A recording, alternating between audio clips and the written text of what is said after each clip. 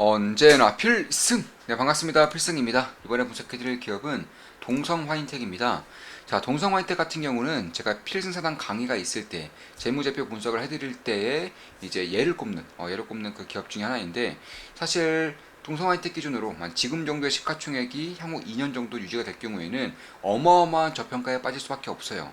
이에 대해서는 제가 필사단 강의에서 말씀을 드렸던 바이지만, 사실 지금 정도의 시가총액은 향후의 성장성, 실적의 성장, 혹은 조선주가 가지고 있는, 조선 섹터 내에서 가지고 있는 그런 본행제라는 그런 성장 모멘텀을 봤을 때에는 상당히 매력적인 구간으로 이제는 서서히 들어서고 있다, 이렇게 보고 있습니다. 사실 저 같은 경우 조선주 아저씨로서 지금까지는 조선주, 그리고 조선 기자재 중에서는 엔진을 특히나 많이 강조를 드렸었죠. 근데 이제는 엔진 쪽에서의 그런 모멘텀이 점점 붙고 있는 상황이기 때문에 이제 다음 턴으로 어떤 기업들을 봐야 되는지 한다면 저는 본행제를 봐야 한다고 보고 있어요. 사실 본행제 같은 경우는 쉽게 말해서 이 LNG 같은 경우, LNG 선에서 주로 쓰인다고 알려져 있죠. LNG 선 같은 경우는 LNG를 액화시키는 데에 어마어마한 에너지를 쓰고요. 그리고 액화를 마이너스 영하 250도 이하로 액화를 시키게 되면 이걸 이제 통에 넣는 거죠. 탱크에 넣게 되면 그 탱크 내에서도 이 액화된 온도가 유지가 되어야 됩니다. 유지를 시키기 위해서 차곡차곡 쌓는 것이 바로 동성 화이트예요. 동성 화이트를 차곡차곡 이제 붙여가지고 이제 보냉 역할을 하는 것인데, 이걸 대표적으로 만드는 기업이 한국에서는 동성 화인텍이라는 기업이 있는 것입니다. 자, 이렇게 생각할 수가 있어요. 그래 LNG 선에 쓰이는 보냉지 알고 있다. 주로 LNG 선에 쓰이고 이게 253도 정도, 영하 252도 정도의 그런 액화를 해야 되는데, 그리고 이게 온도를 유지하는데 쓰이는 보냉제라는 것도 알고 있다. 근데 이런 것들을 필요로 할 때, LNG 선에 대한 발주가 끝나게 되면 어떻게 할 것이냐. 그러니까 LNG도 이제 화석연료 에너지이기 때문에 이게 앞으로는 쇠퇴할 가능성이 있지 않느냐, 이렇게 볼 수도 있겠지만 이건 말도 안 되는 거죠. 저는 예전부터 말씀드렸지만 LNG 같은 경우는 2035년까지 오히려 수요가 지속적으로 증가하는 유일한 화석연료 에너지입니다. 2035년까지 앞으로 10년 이상 동안 꾸준하게 수요가 올라올 수밖에 없어요. 특히나 최근 같은 경우는 친환경 정책에 대한 드라이브가, 힘이, 정책 모멘텀이 꽤나 좀 빠지고 있습니다. 그러니까 그 전까지만 하더라도 친환경 에너지가 아니면 안 돼, 이런 스탠스였다면은 이제는 신장 에너지 그리고 LNG 정도는 충분히 가져갈 수 있다. 거기에 원전까지 더해서 이런 식의 모멘텀이 만들어지고 있습니다. 왜냐하면 에너지 수요가 기존에 예상했던 것보다 훨씬 더 빠르고 크게 올라오고 있기 때문에, 두 번째로 신재생 에너지의 가능성이 꽤나 큰 발목을 잡고 있기 때문에, 그리고 인플레이션으로 인한 초창기에 투자를 하고자 하는 그런 비용이 너무 많이 들기 때문에, 왜냐하면 금리도 마찬가지고 인플레이션으로 인한 자재값이라던가 혹은 인건비 인상, 이런 것들도 다 포함이죠. 그런 것들로 인해서 LNG 수요는 신재생 에너지에 대한 그런 힘이 매우 강했을 때조차 2035년까지는 꾸준하게 수요가 증가할 것이라고 예상되어 있지만, 이제는 2050년 이후까지도 수요가 꾸준히 증가할 것이라는 예상치가 계속적으로 나오고 있어요. 그렇기 때문에 LNG에 대한 그런 산업에 쇠퇴한다, LNG가 이제 끝났다, 이런 것들은 아직까지는 염두에 둘 만한 상황들이 아니라는 것입니다. 그 두 번째로는, 그리고 LNG가 끝났다고 쳐, LNG의 수요가 줄어든다고 칠게요. 이렇게 될 경우에는 과연 본행지에 대한 수요가 없을까요? 아니죠. 불행제는 그뿐만이 아니에요. 지금 뜨고 있는 게 뭐죠? 암모니아 운반선, 혹은 이산화탄소 포집으로 인해서 이산화탄소 운반선, 나중에는 수소 운반선, 이런 것들이 뜨고 있죠. 전부 다 본행제가 들어갑니다.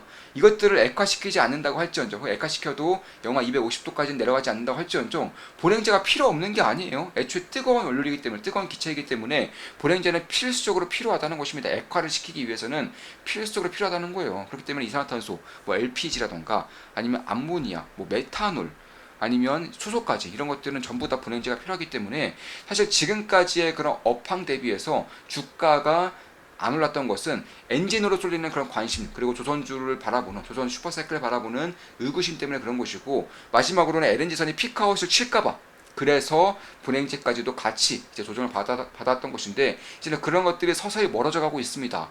특히나 IMO 규제라고 해서 친환경 규제, 이제 선박에 주는 친환경 규제 같은 경우도 상당히 약해지고 있어요. 그 전에는 LNG도 친환경이 아니다라면서 결국에는 수소로 향하는, 혹은 암모니아로 향하는 그 라인에서, 그 선에서 중간재 정도의 역할을 할 것이다. 그러니까 다리 정도의 역할, 그 역할 이상을 못할 것이라는 예상이 많았지만, 이제는 까보고 나니까 그런 게 아니에요. LNG만 해도 충분한 친환경적이고, 무엇보다도 여전히 암모니아던가 수소를 사용하기에는 여러 장애물들이 너무 많기 때문에 결국 당분간 최소 10년 이상 동안 LNG 추진선이 대세가 될 수밖에 없는 상황이 되고 있기 때문에, 참고로 LNG 추진선에 쓰이는 그 연료통에서, 연료 탱크에서도 당연히 보냉제가 쓰입니다. 그래서 그런 것들을 봤을 때에도 저는 꽤나 좀 유의미한 그런 행보를 앞으로 보일 수가 있겠다, 이렇게 보고 있는 것이고, 주가 상승률은 거의 없어요. 지금 보시면 실적이 워낙에 좋았기 때문에, 지금까지 실적이 워낙에 성장했기 때문에 이런 식의 우상향은 꾸준히 보이고 있지만, 자세히 보시면 코로나 전입니다.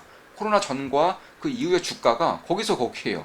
별로 오른 게 없다는 겁니다. 코로나 전이 이때 주가 대략 한 12,000원대인데 지금도 12,480원이죠. 오른 게 거의 없어요. 근데 코로나 전과 지금의 조정 사이클이 똑같습니까? 전혀 다르죠.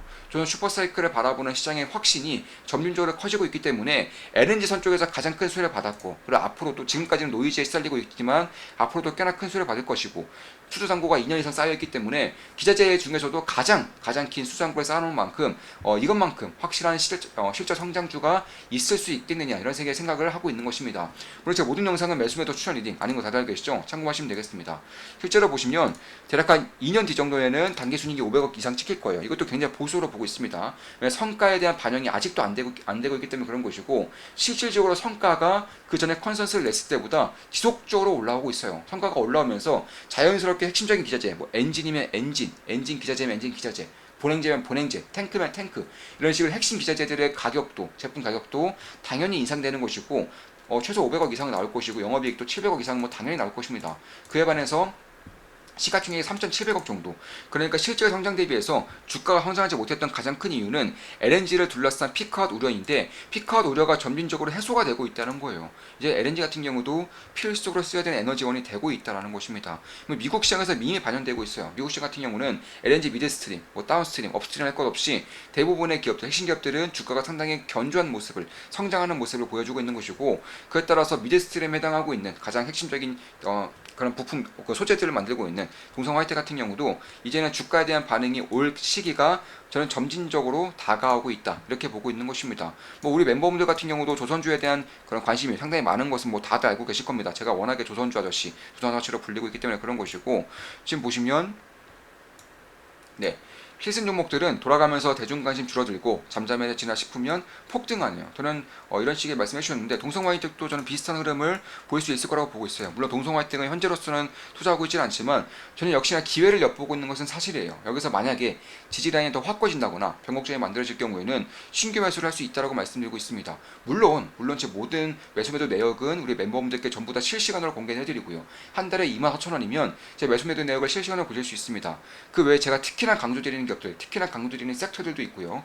제가 핵심적으로 보고 있는 그런 이슈들, 시대 흐름, 산업의 성장, 그 안에서 핵심 기업들, 이런 것들도 꾸준히 말씀드리는데, 좋은 기쁨 더하기 혹은 필사단 멤버로 가입하시면 제가 분석하는 텔레그램방, 그리고 토론방에도 입장하실 수가 있습니다. 그런 것들을 확인하시면 되겠고요. 보시면 SX 엔진, XS 중공업 폭등 중이네요. 4분의 레반스에 이어 관심도 없던 종목인데 발굴에 도움 주셔서 감사합니다. 레반스 같은 경우도 미국에서 보톡스라던가 그런 필러 제품을 만들고 있는 미용 핵심 기업이라고 보시면 되겠고, 레반스도 투자를 진행하고 있죠. 매수하자마자 굉장히 좋은 그런 수익률을 내고 있는 건 사실입니다. 현재로서는 약간 33%, 약 33%의 수익을 내고 있어요. 오늘 조선기자재 초소형주 약진이 눈에 띄네요. 단기 반짝이 아니라 추세를 갖추는 모습입니다. SX중공업 강하네요. 땡땡과 땡땡땡 따지면 땡땡땡에 비해 심각하게 저평가된 것 같습니다. 이렇듯 우리 멤버분들도 조선주에 대한 그런 노출도가 워낙에 강하고, 저 같은 경우는 조선주 아저씨로 불리다시피 사실 종목 수만으로는 조선주가 가장 많긴 해요. 섹터 중에 조선주가 가장 많고 비중은 바이오가 가장 크긴 합니다. 다만 그런 것들을 봤을 때에도 앞으로는 조선 섹터에 대한 비중을 꾸준하게 늘려가지 않을까, 저 개인적으로는 그렇게 보고 있는 것입니다. 뭐 지금까지도 굉장히 큰 비중을 싣고 있고 상당히 좋은 수익을 내고 있는 것은 맞지만 앞으로도 비중을 실어갈 거라고 보고 있는 것이고, 거기서 핵심적인 기업들을 꼽자면 그 중에 하나가 동성 화이텍이라고 좀 말씀을 드리고 있는 것입니다. 실적에 대한 성장이 바로바로 나타날 수 있는 기업이고, 코로나 전에 비해서 이제 주가에 대한 상승도가 워낙에 작기 때문에 그런 것이고, 시장에 깔려있는 LNG에 대한 피크 아웃, 이런 것들도 사실 그다지 의미가 없기 때문에 이제 그런 것이다, 이렇게 보시면 되겠고, 그 외에도 이제 냉매를 재활용하고자 하는 그런 사업들이 꽤나 많죠. 뭐 반도체 공정이라던가 아니면 이제 화학 공정에서도, 그리고 나아가서는 친환경적인 모습으로 인해서 냉매를 재활용하고자 하는 사업들이 계속적으로 늘어나고 있는데, 뭐 이런 것들도 당연히 분해제가 필요해요. 그래서 그런 것들을 봤을 때에도 이산화탄소 운반선 같은 경우도 이제 막 얘기가 나오고 있지만 저는 이 시장을 굉장히 크게 보고 있습니다. 탄소 포집을 하고 그 포집을 하게 되면 이산화탄소가 쌓이게 되는데, 이산화탄소 어디로 옮겨서 묻거나 혹은 없애야 되는 것인데, 아니면 재활용을 해야 되는 것인데, 옮기는 데에서는 배밖에 없다는 거예요. 그래서 이런 것들도 봤을 때에도 이산화탄소 운반선에서도 불행제가 쓰이기 때문에 상당히 좀 유의미한 결과가 나타날 수 있는 것이고, 특히나 최근에 동성화인텍이 하나오션으로부터 물량들을 좀 받고 있어요. 원래 하나오션 같은 경우는 불행제를 자체 운행제를 썼습니다. 그러니까 화물창에 기준이 두 개가 있어요. 화물창 같은 경우는 그냥 원투로 할게요. 쉽게 말해서 마크 3 그리고 이제 넘버 96이 있는데, 그냥 이 마크 3 같은 경우는 대부분의 조선사가 사용합니다. 대부분 메이저 조선사가 이제 화물창으로 사용하고 있는 것이고, 넘버 96 같은 경우는 하나오션이 사용하고 있었는데, 이게 이제 기화율이 높아요.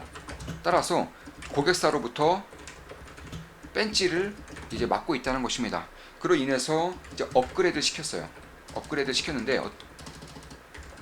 이제 넘버 96 플러스로 업그레이드 시켰는데, 넘버 96에서는 이제 동성화이트라던가 이제 한국화물의 불행제가 쓰이지 않았습니다. 하나옵션이 자체적으로 이제 만들었었는데, 넘버 96부터는 불행제 필수적으로 써야 되는 것이고, 오히려 마크 3보다 더 많은 불행제가 필요로 하게 되는 것입니다. 이에 따라서 동성화인텍에 발주를 넣었고요.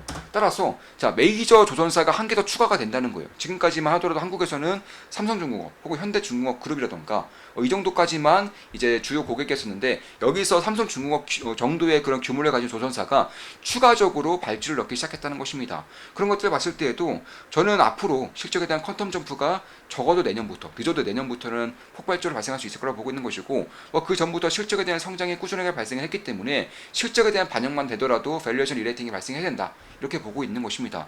특히나 이제 중국 조선사에 대한 그런 우려감이 꽤나 있어요. 중국 조선사가 꽤나 높은 그런 강력한 경쟁력을 보이고 있는 사실이기 때문에, 중국 조선사가 뜰 경우 한국 기자재기업도 어떻게 되느냐, 이런 식의 우려가 있을 수는 있지만, 일단 동성화이텍 같은 경우는 지금까지 밸류에이션 리레이팅이 발생하지 않았던 가장 큰 이유 중 하나가 LNG에 대한 피크아웃도 말씀드렸었지만 중국 조선사로 수주를 안 했어요. 그러니까 중국 조선사들로부터 공급을 하지 않았습니다.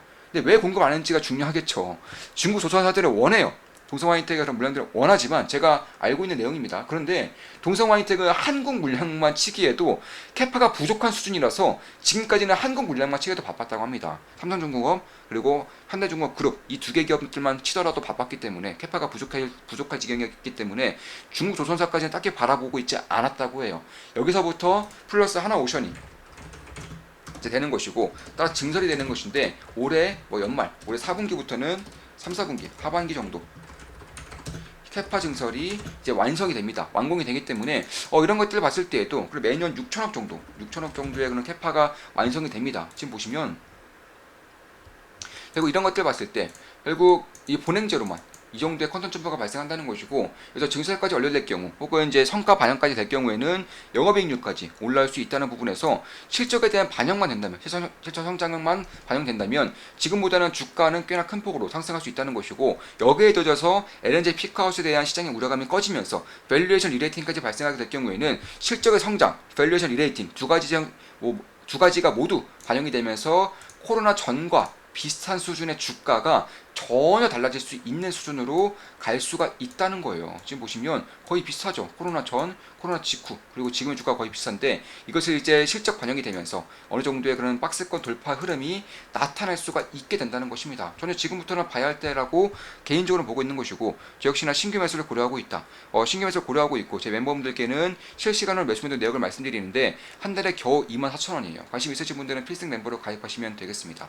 자, 지금까지 동성화이텍에 대한 분석이었고, 조선 슈퍼사이클, 조선주 아저씨답게 조선 슈퍼사이클, 그중에서도 LNG 피크아웃이 아니라는 것을 주로 말씀드렸습니다. 앞으로도 좋은 분석, 좋은 기업 분석으로 찾아뵙겠습니다. 필승 구독, 알림 설정, 좋아요는 여러분들께 돈이 됩니다. 필승!